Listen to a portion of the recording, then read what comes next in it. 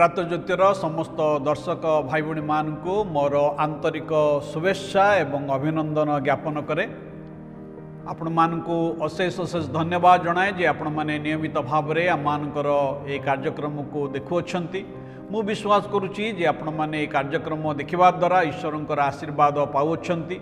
जदि आपण ईश्वरंकर आशीर्वाद लाभ करुछंती तेबे ये कार्यक्रम को अन्य मान को देखिबा पे उत्साहित करंतु, समान सहित लिंक को शेयर करंतु, सेमाने मध्य जेपरि ईश्वरंकर आशीर्वाद प्राप्त हेबाक पारिबे। तेबे कार्यक्रम संबंध में आपणकर कौनसी प्रश्न संदेह थाए ता मान को जनातु। एपरिक आपणकर जदि कौनसी प्रार्थना अनुरोध थाए ता मध्य आम मान को जनातु। आमने आपणक निमंते प्रार्थना करिवो। तेबे आसंतु आमने आज कार्यक्रम को आगक बढ़िबा। आज आमने जो प्रसंग रे आलोचना करिबा ता होची जे केबे ना केबे आम जीवन रे व्यक्तिगत भाव रे हो, पारिवारिक भाव रे हो, विषय ए विषधर विषय रे आमे आघात पाइछु। ता कौन जानती ता होची ईर्षा।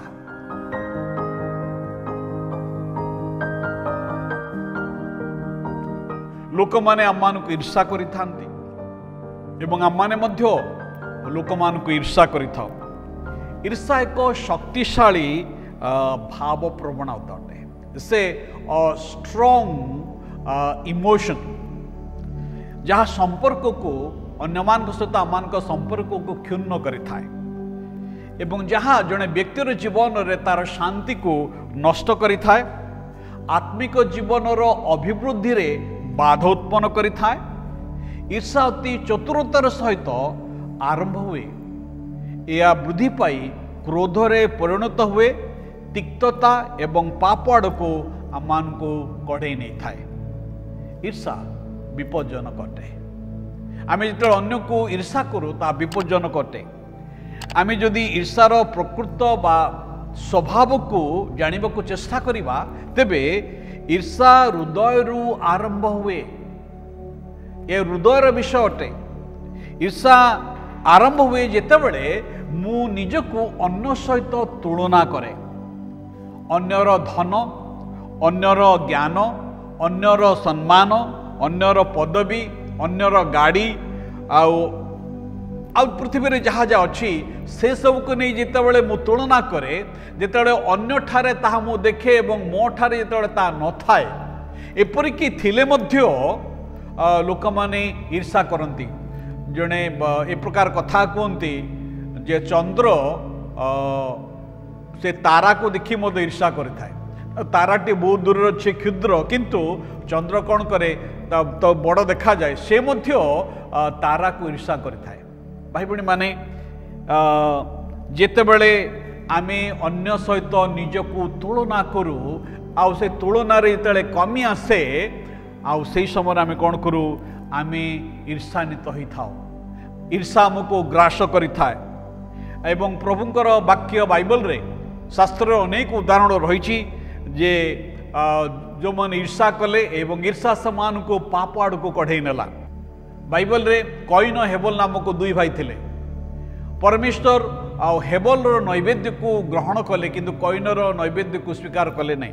एवं ये कईन कौन कले हेबल को खेत को डाकी नहीं तांको हत्या कले। ईर्षा ए प्रकार एक विपज्जनक विषय जहाँ जन को हत्या करिबा पई मध्य कढ़े नहीं थाए। एवं शास्त्र रे जदि आमे देखिबा साउल राजा एवं दाऊद न इस्राएल राजा साउल थिले एवं तांकर जोई दाऊद थिले।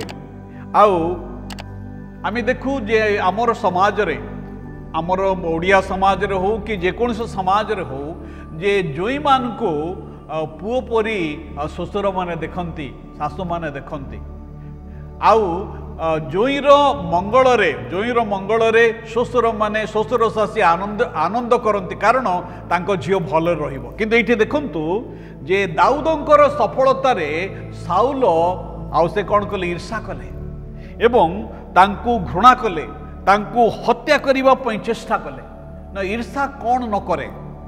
ईर्षा अति मारात्मक आवेग अटे। भाई भणी माने ईर्षा प्रति माने गोटे ए प्रकार धारणा रखिबा नहीं जहाँकि माने न्यून धारणा रहिब। ईर्षा अति भयंकर विषय अटे।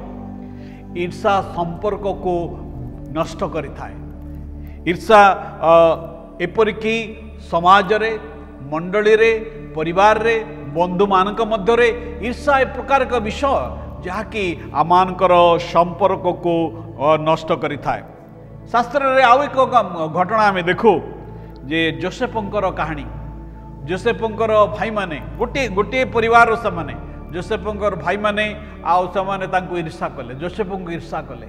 ईर्षा करी तांको कोन कले दास हवा निमंते विक्रय कर देले एवं से माने तार अनिष्ट चिंता कले।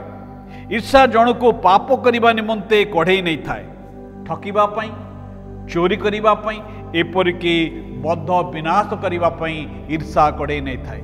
जिहुदी धर्मगुरु माने प्रभु ख्रीष्ट को ईर्षा रे कौन कले ना तांको क्रूस रे हत हवा निमंते समर्पण कले। जदिओ प्रभु ख्रीष्ट से पापी मनुष्य मानकर मुक्ति निमंते क्रूस रे प्राण देवक आसीथिले आ पिला तो निजे जे विचार करता निजे कथा कहले ए व्यक्ति ठारे मु कौनसी दोष पाऊ नहीं कुशार्पित करिबा पई।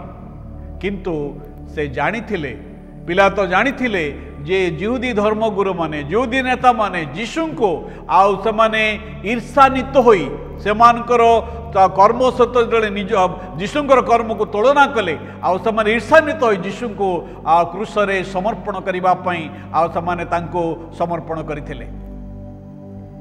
ईर्षा आत्मिक जीवन रे वृद्धि पाइबा पई देई न थाए। ईर्षान्वित हृदय ईश्वरंकर इच्छा अन्वेषण करिबा परिवर्ते अन्यमान ठारे कौन अच्छी से परे दृष्टि निक्षेप करि थाए। तेबे प्रश्न हैला मु किपरि ईर्षा परे विजय लाभ करिवे, मु किपरि ईर्षा परे विजय लाभ करिवे।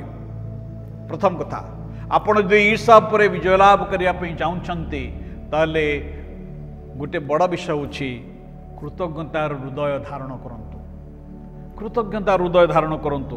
प्रभुंकर वाक्य लेखा अछि प्रथम थेसलोनिकेतर 5 अध्याय 18 पदरे सब अवस्था रे धन्यवाद दियो कारण तुम मान विषय रे ख्रीष्ट यीशु ठारे या ईश्वर अभिमत अन्य मान परे आमान दृष्टि को केंद्रीभूत न करी ईश्वर मते जहा देइछंती से विषय रे मो ध्यान देबी। कृतज्ञता हृदय प्रभु को धन्यवाद बा जे प्रभु आमान को जगत रे बंचिबा पई देइछन। भाई भणी माने कोरोना वायरस समय अनेक लोक माने मृताहत हेले किंतु ईश्वर आमान को बंचिबा पई देइछन। ईश्वर को धन्यवाद बा, ईश्वर को निकट कृतज्ञ रहिबा एवं अन्य मानकर सफलता रे आनंद करिबा।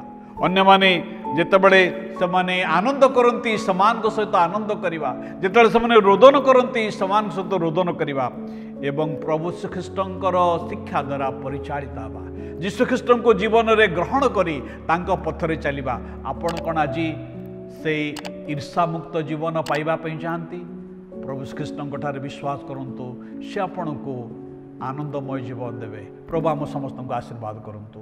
धन्यवाद।